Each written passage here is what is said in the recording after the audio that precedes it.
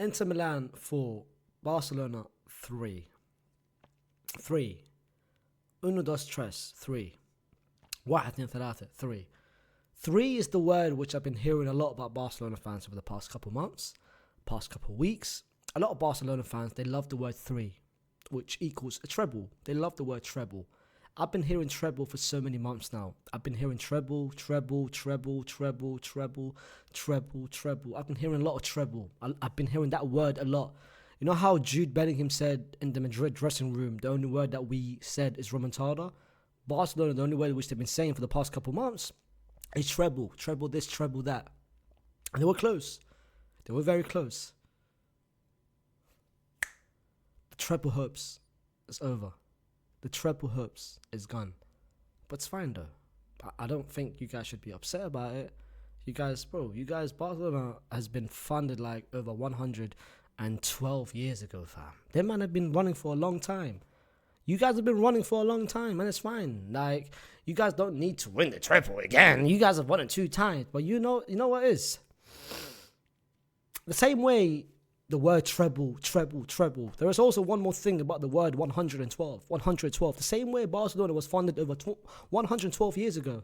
You know what else is related to 112, fam? It's Proton VPN. Because Proton VPN sponsors over 112 countries.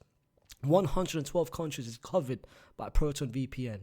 You guys can watch any TV shows, your favorite movies, your favorite games, your favorite everything from across the whole nation. The same way everyone has been watching Barcelona for the past 112 years, you guys can watch from Proton from across 112 countries. Secure, privacy, everything. The same way Summer today was saving Inter Milan, protecting Inter Milan, helping Inter Milan, taking Inter Milan, the privacy. Proton will be your cover, your security. I trust Proton with my life. I would give Proton my newborn child. So what are you waiting for? What the hell are you waiting for? All you have to do is scan the barcode. Scan the barcode. The link is in the description. And guess what? If you scan it, if you're a Barcelona fan, maybe if you scan it, you might win a treble. Differently though. You might go back in time over the 112 years. But listen, today is something different. Today might be the greatest hate watch I've had personally. I've enjoyed everything about this hate watch. For me, this has been amazing. This has been lovely. This has been the greatest feeling I've had. But I'm not going to sit here and talk about my experience. I'm going to hear and talk about the game because I think the game deserves a lot of talking point. This is one of the greatest games I think I can remember. One of the greatest games I've watched this season. And Barcelona has been involved in so many of them this season. They've been involved in pretty much game of the contenders so many times this season. And today is no different. Today is no different. My heart was about to stop in so many times of the game. Whether it was the first half, the second half, extra time, second half of extra time, my heart sank every time. But listen, let's talk about everything about the game. Let's talk about how it happened, how Barca came back from nowhere, how Inter came back from nowhere. Let's talk about everything there is to talk about because this game, honestly speaking, might be one of the greatest semi-final ties I can remember. Listen, it first started with the lineup. Eric Garcia and Jared Martin. It felt like a liability early on. And Inter Milan knew this. No Koundé and no Balde. Everyone knew these two were the weak point. And this is how Inter Milan attacked early on.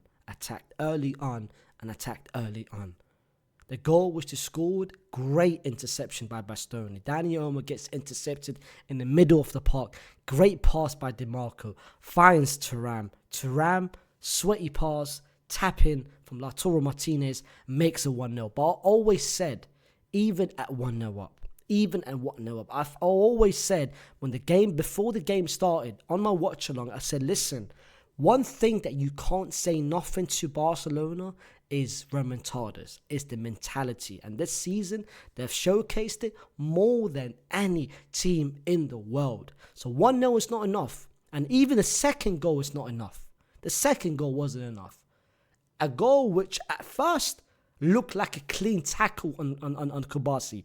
That was an incredible tackle by Kubasi. It felt like one of the best last man dish tackles. But when the replay showed it, it wasn't a tackle. It wasn't a tackle. It might, hold on, let me make this bigger, fam. What the hell? Nah, fam, I ain't trying to watch that. Ain't no one trying to watch that. Let me make this bigger, fam. Yeah. Initially, it felt like a last man dish tackle, but when the replay showed it, that was clearly contact. It clearly hit the ankle before it hit the ball, and that was a clear penalty. Then, of course, Hakan steps up, makes it 2-0. And in the first half, you felt a lot of Barcelona players wasn't on it. A lot of Barcelona players wasn't feeling it. The likes of Pedri, who had one of the most disappointing first half that I can remember, got himself out of the game. He was rattled. He was too animated. He was too focused about the referee and not the actual performance. Jared Martin was cheeks. Eric Garcia was cheeks. Dani Olmo was cheeks. Rafinha cheeks. Ferran cheeks. The only person who actually did something was Inigo, and was of course Lamine Yamal, who for me was the best two players in the first half. Inigo Martinez, by the way, made it a crazy interception from a cross that could have led to, that could have been a 2-0 before they scored the 2-0. And then the second half started, and here's me thinking, listen, there's 45 minutes to go, and even a 2-0 down, I still felt that Barcelona could come back because they've showcased it more than any other team this season. And they even showcased it against Inter themselves last week. Literally 7 days ago, they did it against Inter Milan. So Barca coming back is nothing new to us. We've seen it before. And then, slowly, gradually, it happened. The two players that I made fun of, the two players that I call cheeks, one cheek, another cheek. Jared Martin cheek, Eric Garcia cheeks. They both combined to make it the biggest cheek of them all. What a combination of that first goal. Eric Garcia, Jared Martin tries a cross, gets blocked off, tries another cross, and that gets met by an Eric Garcia screamer to make it 2-1. And the moment that first goal went in, you automatically knew that the second goal was coming, and it did. Jared Martin went from being an Iraqi brother, he became a Brazilian Marcelo. Literally within a 6-minute span, not only did he assist the first goal, he was about to create a second chance, if you guys remember. That counter-attack. A minute later from when they scored the first goal, Inter had a corner. Gets literally intercepted. Transition from Barcelona. Lamine Yamal finds Rafinha. Rafinha finds Lamine Yamal. Lamine Yamal finds Jared Martin. 1-2 from Jared Martin with Pedri. Jared Martin cuts it in. Eric Garcia shoots. Everyone expected 2-2. Sommer makes an Iker Casillas save. Makes an incredible... You know what that reminded me of? That reminded me of Iker Casillas against Seville. If you know, you know. That save was amongst one of the greatest saves I can remember in the Champions League. What an incredible save. That to me felt like, okay, maybe the lock is on Inter side, and then boom, 3 minutes later, the lock runs out. Jared Martin with an incredible, once again, out of nowhere, second assist, back post. Dani Olmo was wide open with the header, and 2-2. And the moment the second goal came in, Inter Milan's chances, pretty much was faded away. The players looked exhausted. They weren't running. They were literally sitting way too deep. Lautaro Martinez is now asked to be taken off because of an injury. He wasn't healthy to start off the game with, but he was forced himself to play. And now at 2-2, your captain is out. You're exhausted. The momentum is on Barca's side. Everything screams now Barcelona. And it did. Chance after chance. Dani Olmo had a chance. Lamine had a chance. And then you knew that person was going to come in. You knew that person was going to get one chance. And the moment he gets that one chance, he was going to score a goal. You knew at the right place, at the right time. He's been doing it this whole season. Finding his moment, finding his time. Even though he had a stinker, he still comes in. And at 87 minute, a pass gets found. Rafinha was wide open. Denzel Dumfries nowhere to be seen. Rafinha shoots, gets saved. The rebound, 3-2. And there, the game was done. Barcelona was now in the final. They were one game away from winning a treble, fam. The final was done. Like, everyone knew now the final is Barcelona. No one had hopes, especially at that moment, because the substitution, Hakan went off. Michi went off. Lautaro went off. All the best players went off, fam. DeMarco went off. So 4 of the main attackers went off. Fratesi comes on. Zirienski comes on. Augusto comes on. And Mehdi Taremi comes on. You thought the game was over. And Barca had a chance to make it 4-2. Got saved. And then out of nowhere, literally 93rd minute, Denzel Dumfries wide open on the right-hand side.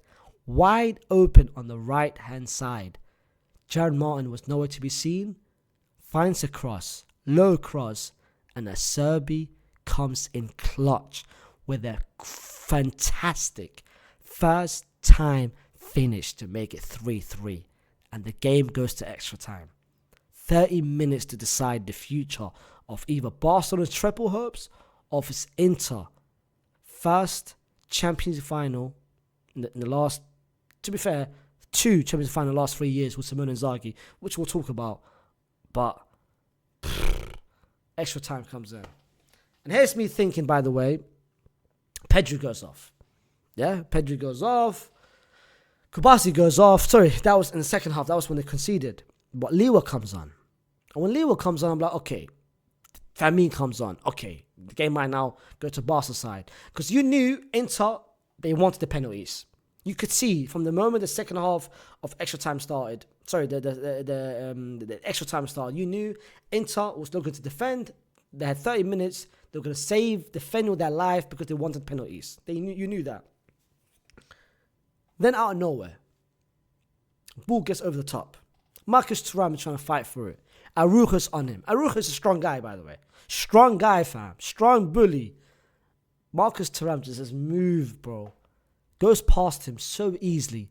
Finds Mehdi Taremi. Mehdi Taremi lays it off to Fratesi.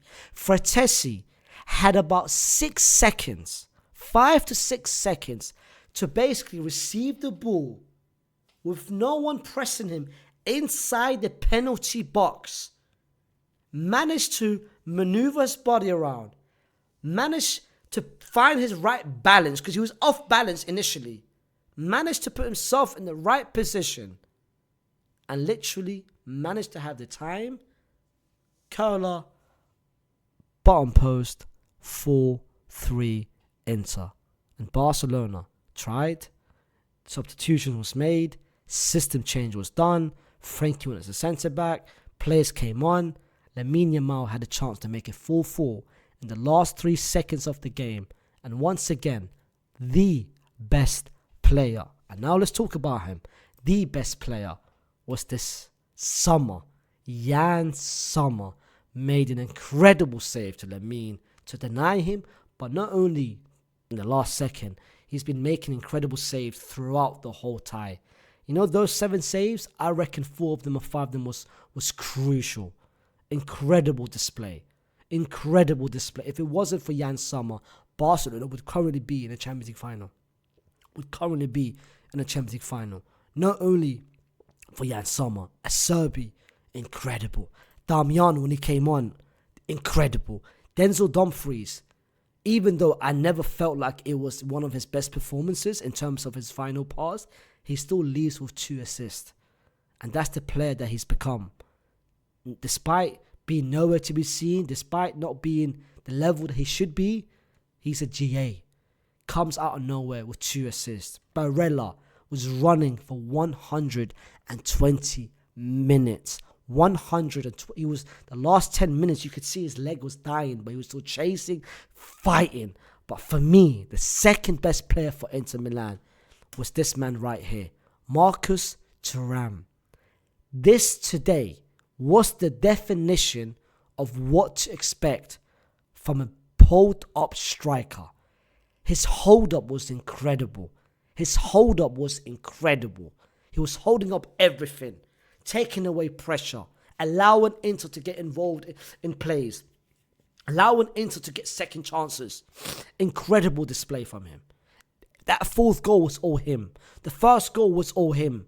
The third goal, he was part of it. Incredible display by Marcus Thuram.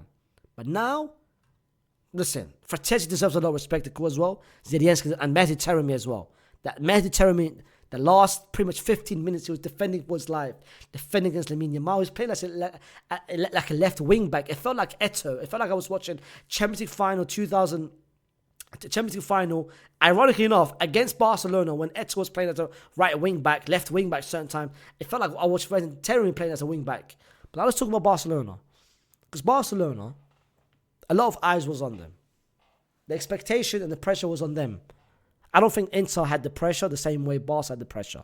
Yes, when Inter went 2-0 up, the pressure was them to win, and I think they were this close to bottle it. But before the game started, everything was about Barcelona because the treble was all down to them. They were, alongside PSG, the only two teams fighting for the treble, but they could have done it. They could have done it. And they could have reached the first Champions League final since 2014, 2015. And they were close to doing it. But there's some players that deserves respect, and there's some players that deserves a lot of criticism. And you guys know me, I'm honest when it comes to Jaron Martin, despite the fact that I call him cheeks, that second half display, fair play to him. Bro, drug test him. He must have had something. He must have drank something. He must have done some doping. Drug test him immediately. Eric Garcia, all right. Comes in, of course, the goal. He should have scored that second goal to make it. Frankie de Jong was, for me, vital in terms of the build-up. Him dropping the centre-back. Pedri gets a 7.8, but for me, this was one of the worst Pedri and most disappointing Pedri displays that I can remember of the season. He was completely out of the picture, completely out of the game. It didn't feel like he wanted to play. It felt like he was more focused on the referee, and he was just bad misplaced passes, bad decision making. It didn't feel like I was watching Pedri. It felt like I was watching Gavi, fam. It felt like this Dunny was an imposter, fam. It wasn't Pedri at all, but it was a bad display from Pedri. Dani Olmo, despite maybe 20-30 minutes in the second half where he stepped up, defending, of course, helped with the goal, the first half was non-existent, and you expect Dani Olmo you expect more from Dani Olmo. Ferran Torres, non-existent. But for me, I want to talk about three players. The first person I want to talk about is Inigo Martinez, because I genuinely think Inigo Martinez, if he never went off, Barcelona could have won this game. Inigo Martinez's substitution changed everything. Because the third goal and the fourth goal, I reckon if Inigo Martinez was on the pitch, that third goal would have never came through. And even if it did, that fourth goal for sure would have never come through. Because the defending from both Kubasi and Araujo, for the third and the fourth, disgusting. Lazy, complacent defending. It felt like they were too worried about conceding a penalty more than actually defending. It felt like they knew, let me just do this and let me just see what happens. Complacency. Bad, lazy defending. And I think if Inigo Martinez was on the pitch, it would have been completely different. I think the third goal would have blocked it when Acerbi took that first time touch. And the fourth goal, I don't think he would have beaten by Araujo, but if he did, let's say Araujo was there and Inigo Martinez was inside the box, he would have never allowed or done what Kubasi did by basically shielding his body and then basically not pressured Fratesi. I don't understand how Fratesi had 5 seconds to basically find his shot and find his place in the goal, placement. But listen, Lamine Yamal, incredible. X factor. Every time you felt he had the ball, difference was about to be made. He literally gives Leo Messi vibes now, where in the sense of every time he gets the ball, you know something is about to happen. But now, the last person I want to talk about. And that is Mr. Rafinha. Mr. Ballon d'Or contender. Not only am I happy that Barcelona is out, not only am I happy that the treble herbs is done, but I'm happy that your Ballon d'Or chances is over. There is no way in hell I was going to see you scam your way through to a Ballon d'Or title. No, when that third goal went in, I was like, fam, you must be one of the luckiest people I've seen. But thank God, thank Allah subhanahu wa ta'ala for not only kicking your team out, but for ruining your Ballon d'Or chances. Because if you had won the Ballon d'Or over the likes of Lamine Yamal, over the likes of Pedri, over the likes of Salah, or any other player, nah.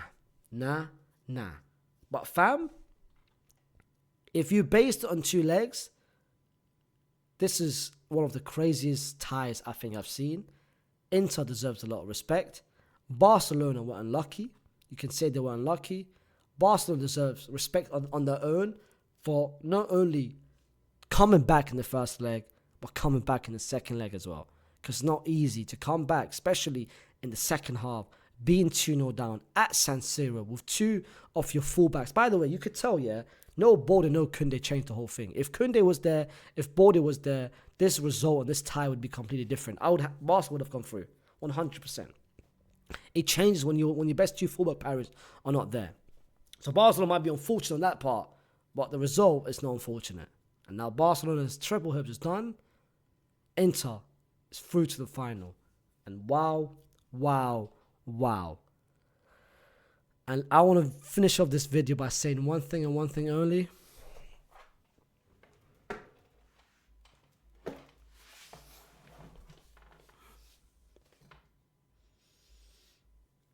Alhamdulillah.